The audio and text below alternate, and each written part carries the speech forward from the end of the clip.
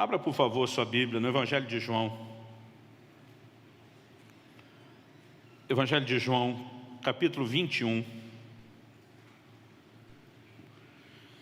Eu quero que a gente lê inicialmente do versículo 15 ao 17. Você pode deixar sua Bíblia aberta ou marcada nesse texto, depois nós vamos voltar para ler o 18 e o 19. O texto sagrado diz assim: depois de terem comido, perguntou Jesus a Simão Pedro: Simão, filho de João, amas-me mais do que esses outros? E ele respondeu: sim, Senhor, tu sabes que te amo. Ele disse: apacenta os meus cordeiros. Tornou a perguntar-lhe pela segunda vez: Simão, filho de João, tu me amas? E ele respondeu: sim, Senhor, tu sabes que te amo. Disse-lhe Jesus: pastoreia as minhas ovelhas. E pela terceira vez Jesus lhe perguntou: Simão, filho de João, tu me amas? E Pedro entristeceu-se por ele ter dito pela terceira vez: tu me amas. E respondeu-lhe: Senhor, tu sabes todas as coisas, tu sabes que eu te amo. E Jesus lhe disse: apacenta as minhas ovelhas. Amém. Deixa esse texto aberto aí ou marcado para retomá-lo depressa.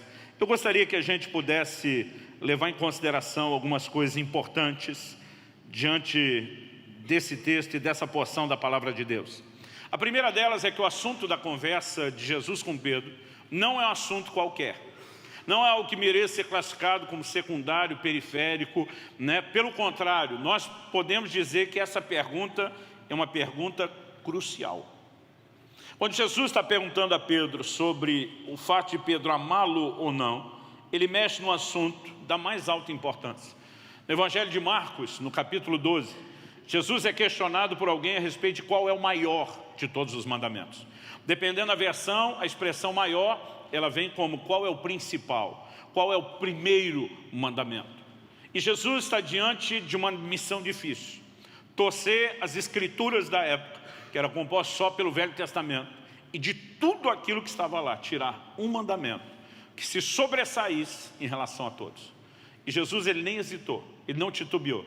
Ele disparou: amarás o Senhor teu Deus de todo o teu coração, com toda a tua alma, com todo o teu entendimento e com todas as tuas forças.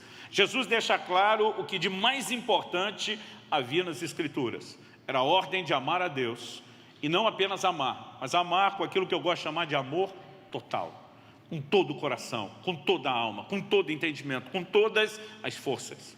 Eu me lembro que há 25 anos, quase 26 anos atrás, um dia, meditando e refletindo nessa declaração de Jesus sobre o maior mandamento, o Espírito Santo falou ao meu coração, e ele disse: se esse é o maior mandamento, por que é que se fala tão pouco a respeito disso na igreja? E a minha primeira constatação, já que Jesus disse que é mais fácil a gente enxergar o cisco no olho do irmão do que a trave no nosso, foi parar e pensar. Eu falei: realmente, eu nunca vi um pregador falar sobre o assunto. Às vezes eu via alguém fazer a menção da necessidade de voltar ao primeiro amor, mas desenvolver como tema o assunto de amar a Deus, eu nunca tinha visto ninguém pregar. E a minha primeira conclusão foi pensar: pois é, os pregadores não estão fazendo um bom trabalho. Até a hora que o Espírito Santo me perguntou: e você? Por que é que nunca pregou sobre isso? E foi nessa hora que eu emudeci. Eu não tinha resposta, mas eu tomei uma decisão. Naquele dia, minha decisão foi: eu quero enfiar a cara na Bíblia, eu quero entender esse assunto de amor ao Senhor. Primeiro, para poder vivê-lo e praticá-lo, mas também para que essa lacuna, essa necessidade, essa falta, de ensino sobre o assunto, ela de alguma forma possa ser suprida. E o que eu quero compartilhar com você hoje, eu diria que nesses últimos 25 anos, nesse um quarto de século, talvez entre os assuntos que eu mais tenho pregado em toda a minha vida. Jesus, ao fazer essa pergunta para Pedro, ele está mexendo em algo da mais alta importância. Para você ter uma ideia da importância do assunto, em 1 Coríntios 16, 22, o apóstolo Paulo diz assim: se alguém não ama ao Senhor Jesus, seja anátema. Essa palavra anátema, ela significa, na pior das hipóteses, algo maldito, na melhor, abominável. Qualquer uma das duas, a melhor e a pior, não soa nada bem. Agora imagina que Paulo está falando para uma igreja, e ele diz: se alguém não ama o Senhor Jesus, ele está falando para os de dentro, não para os de fora, seja anátema. Em outras palavras, ele está dizendo: não se admite uma relação com Cristo que não seja baseada no amor por Ele. Então, se nós olhamos para essas declarações, de um lado que é o maior mandamento, de outro que uma relação com Cristo que não é baseada no amor, nos leva a essa condição tão terrível de ser abominável, maldito, amaldiçoado, nós não podemos deixar de entender o quão crucial, o quão importante é essa pergunta. Agora, a razão pela qual o Senhor Jesus dirige ela a Pedro é diferente de mera e simplesmente tentar mostrar para Pedro a importância do assunto. Na verdade, existe todo um pano de fundo. O que nós estamos vendo é uma espécie de desfecho em João 21. E essa história começa em João no capítulo 13. Jesus está tendo aquela última ceia com seus discípulos. Ele lava os pés dos discípulos. E em algum momento, o Senhor Jesus faz a menção: um de vocês vai me trair. E naquela hora, Jesus não costumava brincar com assunto nenhum. Imagino que nenhum deles imaginou que esse fosse diferente ou fosse brincadeira. Eles apenas começam a reagir e perguntar: Senhor, porventura sou eu? Porventura sou eu? Enquanto todo mundo está fazendo esse tipo de pergunta, porventura sou eu, em outras palavras, se vendo como candidatos potenciais ao tropeço, a uma falha, a um fracasso, Pedro não age dessa forma. Pedro, em vez de perguntar para o Senhor, porventura sou eu, ele se dirige a João. A Bíblia diz que João estava com a cabeça reclinada no peito do Senhor. Era o que estava mais perto. Ele vira para João e pergunta. Pergunta quem é. Pedro não está perguntando, é possível seja comigo. Ele diz, pergunta logo quem é o camarada. Eu particularmente entendo nessas entrelinhas, que é como se Pedro estivesse falando, eu boto a mão no fogo por mim e por você, João, por nenhum dos outros 10. Pedro, em momento algum, se viu como esse candidato potencial. Pelo contrário, ele chega ao ponto de dizer para o Senhor Jesus, por ti eu daria a minha vida. Se você estiver anotando, está em João 13, 37, 38. Em outras palavras, Pedro se achava o cara. Ele achava que amava o Senhor. Ele estava dizendo, eu morro por você, mas eu não vou ser esse cara que vai trair o Senhor de forma alguma. É nesse momento que Jesus olha para ele, aqui nós estamos combinando o relato de vários evangelhos nessa resenha, e diz, Pedro, você morreria por mim? Ele diz, na verdade, antes que o galo cante, você vai me negar 3 vezes. E ele estava dizendo que seria naquela noite. Em outras palavras, não iria demorar. Por que é importante a gente levar esse pano de fundo em conta? Porque nós precisamos entender qual é o propósito dessa pergunta. Jesus não está perguntando para Pedro, tu me amas, para ouvir um sim ou não. Como sabemos disso? Porque primeiro Jesus começa perguntando, tu me amas mais do que esses outros? Essas 3 perguntas são parecidas, mas elas não são iguais. Há elementos que diferenciam cada uma das 3. Por exemplo, a pergunta, tu me amas mais do que esses outros, só tem na primeira. O detalhe do me amas mais. O que Jesus queria com essa pergunta? Ao dizer para Pedro, você me ama mais do que os outros, com certeza não era criar uma competição, um campeonato de amor, the love contest, alguma coisa do gênero. Porque num momento onde eles estão discutindo os discípulos sobre quem é o maior, Jesus os corrige, dá uma boa invertida em todo mundo. Ele não queria esse tipo de competição, então agora ele não faria isso. Mas Jesus está perguntando para Pedro, você me ama mais do que esses outros? Porque lá atrás, enquanto todo mundo estava se vendo como um potencial a ser o traidor, Pedro diz, eu não, eu morro por você. Em outras palavras, esse monte de cabeção pode pisar na bola com o Senhor. Eu morro por você, mas eu não. Em outras palavras, Pedro se achava o cara. E eu entendo que agora Jesus está olhando para ele perguntando, e aí Pedro, você ainda acha que é o cara? Porque esse encontro acontece depois das 3 vezes em que Pedro negou o Senhor. Agora, Jesus já morreu, já ressuscitou, e para mim é quase como se ele tomasse ou retomasse o assunto. Então, para mim, o propósito dessa pergunta não é ter uma resposta positiva ou negativa. Ela tem um único propósito, levar Pedro a uma autoavaliação honesta e sincera a respeito de qual é o nível do amor dele para com o Senhor. Outro motivo para que eu pense isso, a gente não pode fazer a doutrina só em cima de uma possibilidade de tradução, mas às vezes isso pode ilustrar algo que nós já vimos, como no fato de Jesus perguntar se ele amava mais do que os demais. A primeira e a segunda pergunta de Jesus, o original grego, o koiné, a língua do grego popular em que o Novo Testamento foi escrito, eles tinham palavras distintas para expressar conotações distintas de amor. Então Jesus faz uma pergunta, Pedro, tu me amas? Agapau. uma derivação de ágape, que é o amor perfeito, o amor sacrificial. Mas essa não era a única palavra usada para falar de amor. Por exemplo, nós vamos perceber que Jesus depois vai usar a palavra filéu. Filéu é amor de amigo, amor de irmão, amor fraternal. Agora, quando se tratava de representar especificamente amor familiar, a palavra usada, ela não aparece muito, é estorge. Ele fala, estorge só era usado no contexto de família. Mas se fosse um marido convidando a sua esposa para um momento de intimidade e perguntasse, benzinho, vamos fazer amor? A palavra que ele iria usar com certeza seria eros, que fala da expressão de intimidade física. No português, no inglês, no espanhol, nas línguas que nós estamos mais habituados, nós não temos distinção. O contexto é que revela. Mas Jesus começa perguntando, Pedro, tu me amas agapau? E a resposta de Pedro é, tu sabes que eu te amo, filéu. A NVI, Nova Versão Internacional, quando foi publicado no português, eu acredito que em 93, 94 a gente só tinha o Novo Testamento. Eu lembro que na época, eles mudaram hoje essa tradução, na época estava assim, Pedro, tu me amas? E a resposta de Pedro era, tu sabes que eu gosto de você. Agora imagina a moça perguntando para o rapaz, seja o namorado, o noivo, quem seja, benzinho, você me ama? E ele respondendo, te considero muito. Você consegue imaginar o tamanho da encrenca? Primeiro, não é o que ela está perguntando, segundo, não é o que ela quer ouvir. Né? Mas quando Jesus está perguntando, Pedro, tu me amas agapau? Eu entendo que ele está mexendo naquele assunto, o amor sacrificial. Você não disse que morreria por mim, você tem amor sacrificial? E quando Pedro responde, tu sabes que eu te amo, filéu, é como se ele dissesse, amar eu amo, mas não é aquela Brastemp. Não é aquelas coisas, não é isso tudo. Então Jesus insiste na pergunta, e pela segunda vez ele pergunta, tu me amas agapau? E Pedro insiste, tu sabes que eu te amo, filéu. Até que na terceira pergunta, Jesus, que não conseguiu trazer Pedro para o nível de amor que ele está abordando, ele desce para o nível de Pedro. E a pergunta que ele faz para Pedro na terceira é, Pedro, tu me amas filéu? Eu disse no início que as três perguntas são diferentes. A segunda é igual à primeira no sentido de perguntar agapau, mas não tem a comparação mais do que os outros. A terceira também não tem a comparação, mas agora Jesus pergunta, tu me amas filéu? Se você observar o versículo 17, diz que Pedro se entristeceu pela terceira pergunta.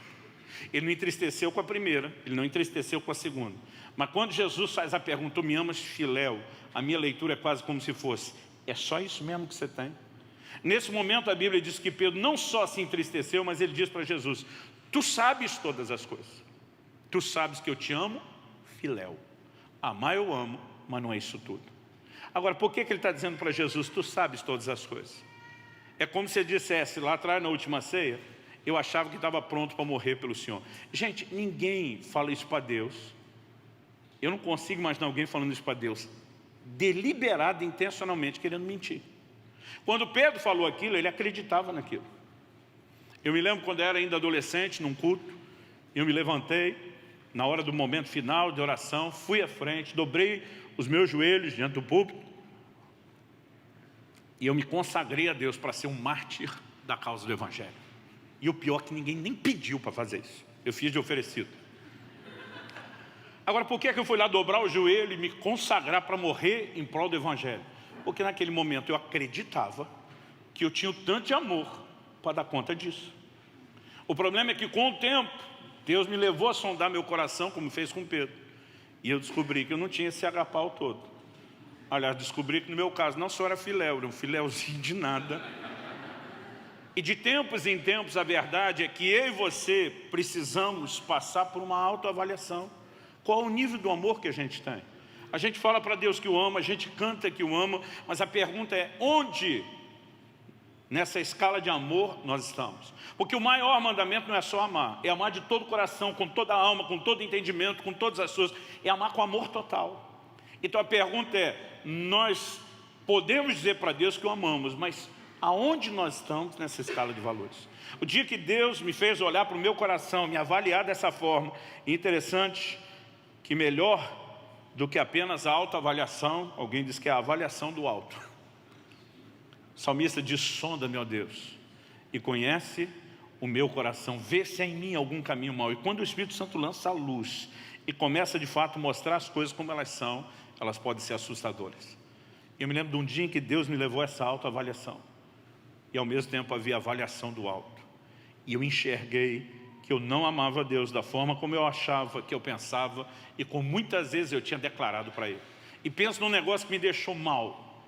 Quando a Bíblia diz que Pedro se entristeceu, eu tento imaginar que no caso dele tinha um misto de culpa, de vergonha por ter negado o Senhor. Eu não tinha chegado ao ponto de negar o Senhor, mas pense algo que entristeceu, foi a constatação de que não amava o Senhor naquele nível. Mas a segunda lição que eu vejo nessa história mostra que a intenção de Deus não é apenas levar eu e você a uma constatação que nos leve a esse lugar de tristeza, de aborrecimento. Eu fiquei quase deprimido ao constatar que meu nível de amor não chegava perto daquilo que eu falava para o Senhor. Mas a segunda coisa que eu enxerguei aqui, e se o primeiro princípio que merece a nossa atenção aqui é que a gente precisa sempre, de tempos em tempos, dessa autoavaliação honesta e sincera para saber onde a gente está. O segundo princípio a ser destacado aqui é que Jesus trabalha com Pedro a ideia e o conceito de que o nosso amor pode crescer. Em outras palavras, Ele não quer que a gente descubra que não está onde deveria estar, mere simplesmente para nos culpar, para nos condenar, mas para de alguma forma então nos despertar, para que a gente se mova na direção em que deveria e para que a gente alcance aquilo que Ele espera que a gente alcance. E eu comecei a entender pela palavra de Deus que o amor pode crescer. Qual foi a perspectiva? Vamos lembrar que Pedro havia prometido morrer pelo Senhor, mas na hora do aperto fugiu. Quando Jesus está sendo preso no Getsêmani, Pedro até tentou, a gente tem que dar esse desconto para ele.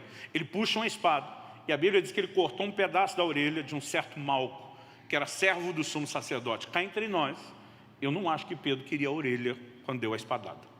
Eu não sei se eu que assisti muito filme de gladiador, mas eu teria tentado o pescoço, a jugular. Se Pedro, como eu, era destra, o golpe veio do lado de cá, mas eu imagino a altura, a mobilidade, tudo facilitava. Eu acho que o Malco, no susto, no reflexo, talvez tenha feito a esquiva e ele perdeu no golpe só um pedaço da orelha. Além do golpe maldade de Pedro, Jesus o repreende, manda guardar a espada e ainda cura a orelha do Malco. Deve ter sido muito frustrante. Eu acho que naquela hora Pedro pensou: o senhor quer mesmo ser preso e não quer deixar ninguém te livrar. Que Deus te abençoe. Fui. A Bíblia diz: naquela hora se cumpriu a escritura que diz: ferirei o pastor e o rebanho se dispersará. A gente não sobrou um. O Evangelho de Marcos é o único que dá esse detalhe, a ponto de alguns estudiosos acreditarem que possa ser que o tal jovem fosse o próprio Marcos, não temos certeza. Mas a Bíblia diz que no meio da turma tinha um jovem enrolado num lençol. E que quando os guardas tentaram prendê-lo, ele largou o lençol na mão dos guardas e fugiu nu. O desespero era grande. E eles não tentaram prender só Jesus, tentaram prender quem estava junto. Mas todo mundo se mandou. E entre essa turma toda, Pedro, João, todo mundo lá, todo mundo correu. A diferença entre Pedro e João e o restante da turma é que o Evangelho de João diz no capítulo 18 que Pedro e um outro discípulo, essa é a maneira como João fala de si no Evangelho o tempo todo, eles iam seguindo o Senhor de longe. O que significa isso de longe? Se os caras tentar prender a gente de novo, a gente corre outra vez. Se não tentar, nós vamos acompanhando para ver no que é que isso vai dar. É nessa coisa de seguir a distância que eles veem Jesus entrando no Sinédrio para ser julgado. E a Bíblia mostra, que naquela hora, João e Pedro entram. A Bíblia diz, o Evangelho de João diz que João era conhecido do sumo sacerdote. Então, quando ele chega no lugar, todo mundo reconheceu. E aí que faz sentido a pergunta da criada que está na porta. Ela olha para Pedro e diz: você também é discípulo dele? O que significa isso? Esse nós sabemos que é, porque é conhecido. E você? Pedro diz: eu não. Essa é a primeira vez que ele nega. Então Pedro negou aquelas 3 vezes. Por que Pedro negou? Pela mesma razão que correu. Porque correu e porque negou. Porque tinha medo de ser julgado e de morrer. Ou seja, mesmo tendo prometido que morreria pelo Senhor, ele estava apavorado com a possibilidade de uma prisão seguida de execução. Então, nós podemos identificar que o problema de Pedro é que mesmo tendo feito uma promessa de amor a ponto de morrer, ele falhou em relação a isso. E ele ficou muito mal depois disso. Em primeiro lugar, voltou a pescar, coisa que ele tinha abandonado quando decidiu seguir o Senhor. Segundo, A Bíblia diz que ele chorou amargamente, depois que o galo cantou e ele lembrou as palavras do Senhor. Isso não fala de um choro qualquer. Mas terceiro, eu acredito que Pedro, por ter negado o Senhor da forma como fez, o Evangelho de Marcos, e há uma unanimidade entre os comentaristas, os historiadores, o Evangelho de Marcos foi escrito debaixo da mentoria e da tutela de Pedro. Tem muita influência. Há detalhes sobre Pedro no Evangelho de Marcos que você não tem nos outros. O Evangelho de Marcos diz que na terceira vez que Pedro negou, a Bíblia diz que ele praguejou. Outra versão diz que ele falou em precações. A verdade é que Pedro xingou alguém. A dúvida é se ele xinga quem está oprimindo ele a negar o Senhor, ou se, para deixar claro que ele não tem nada a ver com Jesus, se ele chegou ao ponto de xingar o próprio Senhor Jesus, para deixar claro na terceira vez que ele realmente não era discípulo. Não é claro o comportamento de Pedro, mas a forma como ele agiu me faz imaginar um Pedro que está carregando culpa, a ponto de acreditar que ele não é mais parte daquele grupo de discípulos. É aí que vai fazer sentido para mim e para você, Marcos 16, quando diz que o anjo aparece para as mulheres que vão no túmulo vazio de Jesus depois da ressurreição. Eles dizem para ela, ide dizer aos discípulos e a Pedro. Pedro é o único mencionado pelo nome. A parte dos discípulos. Me parece que não chegasse uma mensagem dizendo, olha, ele mandou falar para vocês tudo e para você, Pedro. Eu acredito que Pedro estava num lugar, numa condição de dizer, eu não sou mais parte desse time, eu não sou mais parte desse grupo. Agora, algo que eu acho fantástico é a forma como o Senhor Jesus trabalha o assunto com Pedro. Nós lemos até o versículo 17, se você realmente deixou aí aberto ou marcado, eu quero que você olhe comigo agora os versículos 18 e 19 de Mateus 21. O texto sagrado diz assim, Jesus falando para Pedro, depois de dizer a terceira vez, apacenta minhas ovelhas, ele diz, em verdade te digo, que quando eras mais moço, tu te cingias a ti mesmo, andavas por onde querias, quando porém fores velho, estenderás as mãos, outro te cingirá e te levará para onde não queres. Olhe para cá um instante só. Jesus diz o quê? Estenderás as mãos. Do que é que Jesus está falando sobre estender as mãos? Versículo 19 explica. Disse isso para significar com que gênero, com que tipo de morte Pedro havia de glorificar a Deus. E depois de assim falar, acrescentou-lhe, segue-me. Quando foi que Jesus usou essa expressão para Pedro, segue-me? No primeiro encontro. É como se ele dissesse agora, Pedro, eu não desisti de você. Eu não excluí você do time, da seleção.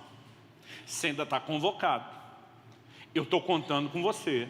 Você é parte dessa equipe. E o que eu percebo é que o Senhor Jesus está tentando restaurar Pedro. Ao mexer na falha de Pedro, ele não está tentando pisar em cima de Pedro. Ele está tentando levantar Pedro.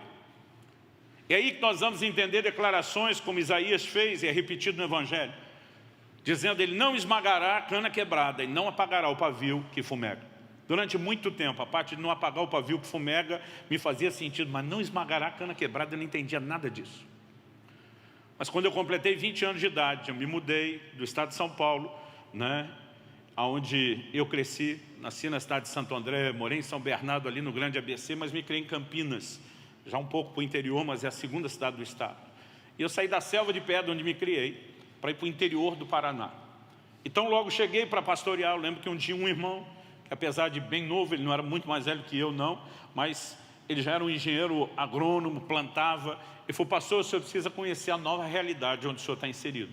A hora que o senhor tiver um tempinho, quiser fazer isso num sábado, me avisa. E eu quero te levar para um dia desses na fazenda. Eu quero te mostrar o trabalho que eu faço como agrônomo no meio da plantação. Quero que o senhor veja o que são as plantadeiras, colheitadeiras, o que é celeiro. Ele falou, o senhor precisa conhecer a nova realidade. E lá fui eu. E estou achando todo o passeio interessante, divertido, até que ele entra numa plantação de trigo, o trigo ainda está verde.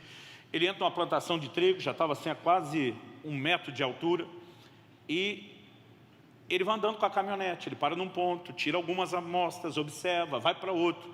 Nós já estamos há pelo menos uma meia hora fazendo isso, andando no meio daquela plantação com a caminhonete. E o tempo todo eu estou olhando pelo retrovisor e estou vendo que por onde a caminhonete passa fica um rastro, na verdade 2, atrás das rodas, de trigo no chão. E depois de meia hora atropelando trigo, eu falei para ele, você faz isso todo dia? Ele falou, todo dia. Chego a fazer isso 4 horas por dia, por causa do tamanho da plantação. Quando ele falou isso, eu não aguentei e deixei transbordar minha ignorância. Falei, daqui a pouco não tem mais trigo. Se todo dia você ficar atropelando o trigo, não vai sobrar trigo de pé para a hora da colheita. A hora que eu falei isso, ele começou a rir. Mas ria assim com gosto e com vontade. Ele parou a caminhonete, eu falei, pastor, desce, desce. Eu tenho que mostrar algo para você. E nós descemos, fomos atrás da caminhonete. Ele mostra aqueles 2 rastros de trigo no chão. Ele falou, o senhor acha que isso não levanta mais? Eu falei, acho, eu tenho certeza. Quanto pesa essa caminhonete? É de 1 a 2 toneladas. Com certeza esse trigo não levanta. Ele falou, pastor, levanta. Eu falei, impossível. Ele falou, pastor, dá uma olhadinha para aquele canto à sua esquerda. Ele apontou a direção, mas na hora de olhar faz isso aqui. Abaixa e tenta nivelar os seus olhos na altura do trigo, que ele cresce todo parelho. Faz isso naquela direção. E eu fiz. E quando eu fiz, na direção que ele mostrou, eu conseguia ver que tinha 2 carreiros, bem paralelos, onde o trigo era mais ou menos um palmo e pouquinho, abaixo dos demais. E quando eu fiquei olhando a largura daqueles 2 carreiros, eu olhava para trás da caminhonete, a distância para aquilo, eu falei, você está querendo dizer que você passou ali e levantou? Ele falou, passou ali faz umas 2 semanas. Minha cabeça parece que explodiu, eu disse, impossível o trigo sobreviver à caminhonete. Ele falou, pastor, olha para trás, abaixa o olho nessa direção. Aí eu vi um que era mais de 2 palmos para baixo do que o resto, era fácil de ver. Ele falou, ali faz mais ou menos 1 semana. Ele levanta. Eu dizia, cara, não pode, você está de brincadeira comigo. Ele falou, pastor, o senhor está vendo ele menor, está levantando. Eu falei, é impossível sobreviver a uma caminhonete dessa. Ele falou, vou te dizer como se torna impossível. E nessa hora ele ajoelhou, atrás do trigo, que ele tinha passado de cima com a caminhonete. Pegou um deles, onde a cana, que significa o caule, estava quebrado. Ele pegou com o dedo no lugar que estava quebrado. E aí ele esmagou. Ele diz, agora é impossível. Quando você esmaga, é lógico, não estou falando do trigo já maduro, aí não tem mais regeneração. Mas do trigo verde, ele falou, quando você esmaga, não levanta mais.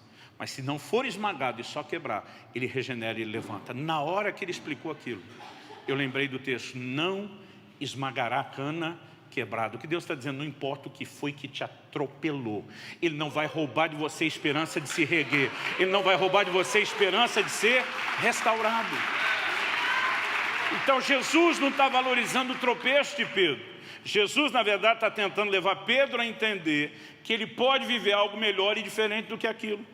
Então, quando ele está falando para Pedro, Pedro, eu quero que você entenda com que tipo de morte você vai glorificar a Deus. A princípio parece para nós uma notícia ruim. Pedro, você vai ser um mártir. Você morre não é de causa natural. E quando Jesus fala, estenderás as mãos, e a Bíblia diz, significando com que tipo de morte, ele está dizendo, Pedro, você vai morrer crucificado. Quando era garoto, eu achava que só Jesus foi crucificado junto com os 2 ladrões e mais ninguém. Demorou para entender, estudando a história, que o Império Romano crucificou incontáveis milhares de pessoas. Era uma das formas mais comuns de execução. E Jesus estava dizendo, Pedro, esse será o seu fim. Aí, a primeira instância pode parecer para mim e para você uma notícia ruim. Mas o que é que Jesus está dizendo? Pedro, lá atrás, quando eu te dei a primeira chance, você demonstrou que não estava pronto para morrer por mim. Que você não tinha esse nível de amor sacrificial, o agapau. O ter corrido para salvar a sua vida mostrou que você não era tudo aquilo que você dizia, ou achava, ou pensava que era. Mas deixa eu te dizer uma coisa, Pedro. Hoje, seu amor pode não ser essa Brastemp, pode não ser esse agapau, pode ser só esse filé, esse filéuzinho de nada.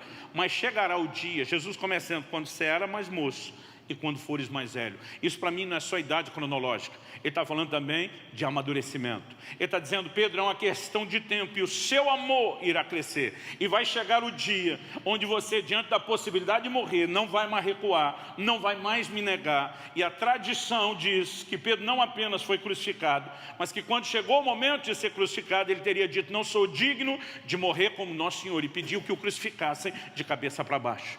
Jesus estava antecipadamente olhando lá na frente, dizendo, Pedro, quando eu olho para você, eu não vejo a falha do seu passado, eu não vejo a limitação do seu presente, eu vejo o crescimento que você vai ter no futuro, eu vejo onde é que você vai chegar. E o que você precisamos entender é que há um Deus que acredita em nós a despeito das nossas falhas.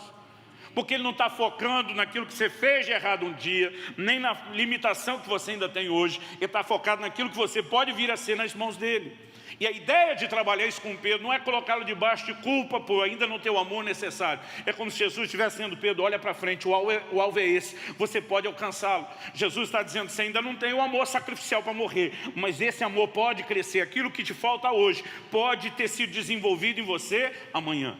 E se o primeiro ponto da autoavaliação me fez sentir mal pra caramba, esse segundo, de entender que o amor pode crescer, me levantou.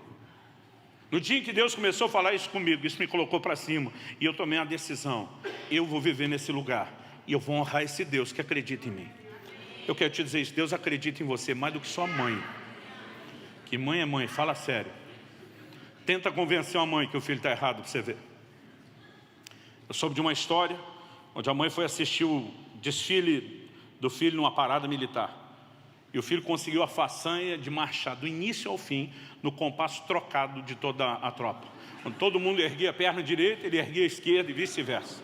A televisão filmou, acompanhou o garoto. Não sei como descobriram quem era a mãe. E o repórter foi perguntar para a mãe: como a senhora se sentiu vendo o seu filho marchando no compasso errado da tropa? Ela falou: meu filho não fez nada errado, quem estava errado era o resto da tropa. E mãe é mãe. Mas eu quero te dizer: Deus acredita em você mais do que sua mãe.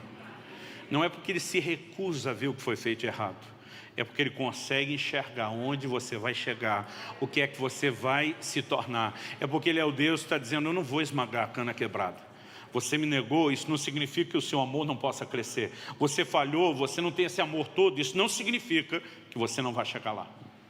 E para terminar, rapidinho, a última coisa que eu quero destacar é que depois dessas 3 perguntas, falamos da autoavaliação necessária, falamos que o amor pode crescer, mas eu quero encerrar com isso, que o amor, ele não se expressa somente em palavras. Cada vez que Jesus pergunta a Pedro, é lógico que ele espera uma resposta verbal. Mas ele também diz: apacenta as minhas ovelhas. Cada uma das 3 vezes. Pedro, você me ama? Senhor, amar eu amo, não é aquilo tudo. Apacenta minhas ovelhas. Pedro, você me ama com amor sacrificial? Não, Senhor, eu gosto muito de você, estou nesse nível não, né? Pedro, apacenta as minhas ovelhas. Pedro, você só gosta de mim? O Senhor sabe que por enquanto é só isso. Pedro, apacenta as minhas ovelhas. Algo que eu entendi na Bíblia é que o amor não se expressa só em palavras. Em 1 de João, no capítulo 3, no versículo 18, a Bíblia diz: amados, amemos não de palavra nem de língua, mas de fato e de verdade. Só falar que ama, mas nossas palavras não terem aquele coro das nossas ações acompanhando elas, não adianta. Eu não estou dizendo que nós não podemos fazer declarações. É que declarações que não são seguidas de ações, elas são vazias, elas são anuladas. Eu acredito que o que Deus espera de cada um de nós é que a gente possa amá-lo não só com declarações, mas com palavras. E o que Deus falou ao meu coração de uma maneira muito enfática, há quase 26 anos atrás, foi: quem ama, trabalha. Nós precisamos entender o que significa não só ser igreja, mas ser discípulo de Jesus. Não importa qual é o seu chamado, qual é o tipo de dom, todo mundo no reino de Deus precisa trabalhar. 1 Coríntios 12 diz que coletivamente nós somos corpo de Cristo, mas individualmente nós somos os seus membros.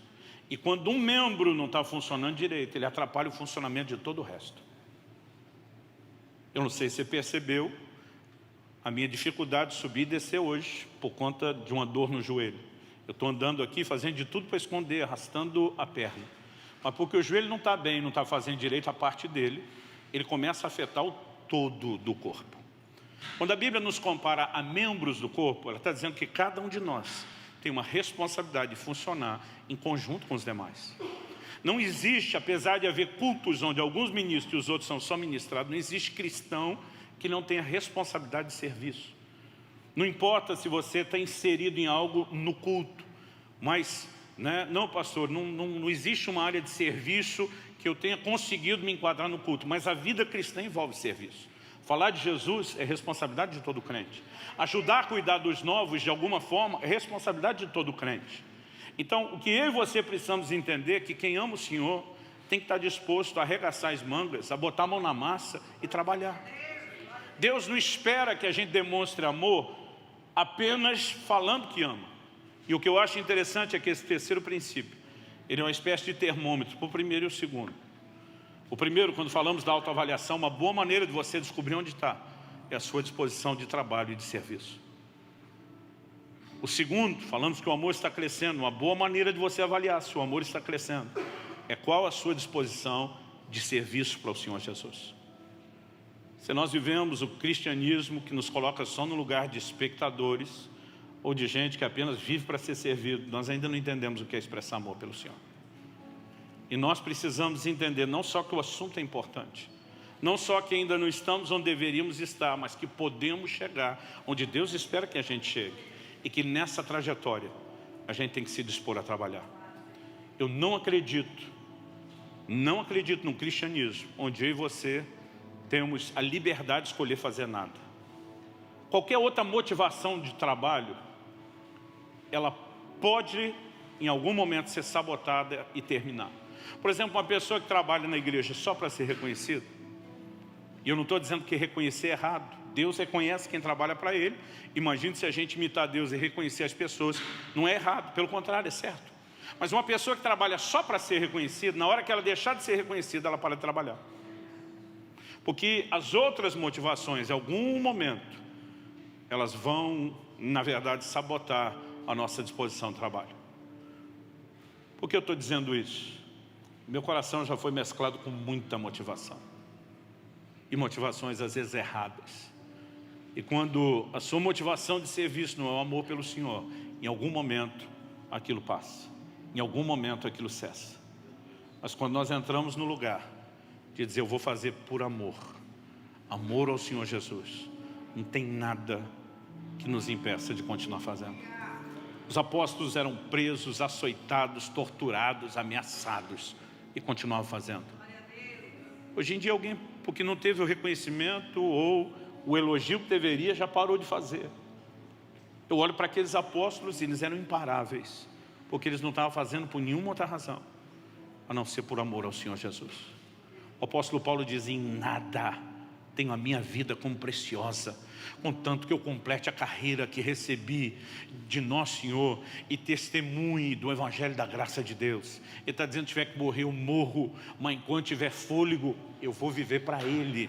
E viver para Ele não era só orar, ler a Bíblia, obedecer, adorar no culto, mas era ter uma vida de serviço. Eu creio que hoje Deus te trouxe esse lugar para te fazer a mesma pergunta que Ele fez a Pedro. Tu me amas? E o que Ele espera não é resposta positiva ou negativa, sim ou não. O que Ele quer é que você entenda qual é o nível de amor que você tem para com Ele, onde é que você está. Mas ao mesmo tempo Ele quer que você saiba que qualquer coisa menor do que o amor total não é o cumprimento do maior mandamento. E a razão para te fazer descobrir onde você está, repito, não é te colocar debaixo de culpa ou condenação. É despertar você para seguir adiante, entendendo que o amor pode crescer e que você pode chegar lá. E que Ele acredita que você vai chegar lá. E que Ele não vai esmagar a cana quebrada, porque você ainda não está lá. Mas, para avaliar onde você está, para determinar se você está chegando onde deveria ou não, a expressão por meio de trabalho é inevitável. Falando da igreja local, eu sei que tem gente aqui hoje que não é só da Lagoinha. Eu acho impressionante o que vocês têm conseguido em termos de voluntariado, comparando com muitas outras igrejas. Mas comparando com aquilo que o Senhor quer, um exército muito maior tem que ser levantado para fazer muito mais. Eu creio que nós podemos escrever história. Eu creio que nós podemos fazer o Evangelho chegar num lugar onde ele nunca chegou. Você consegue imaginar uma igreja onde 100% dos crentes, amando ao Senhor e comprometido com Ele, trabalham o tempo todo para Deus, em prol do reino de Deus? A igreja se tornaria imparável. O Evangelho teria feito muito mais diferença do que o que fez até agora.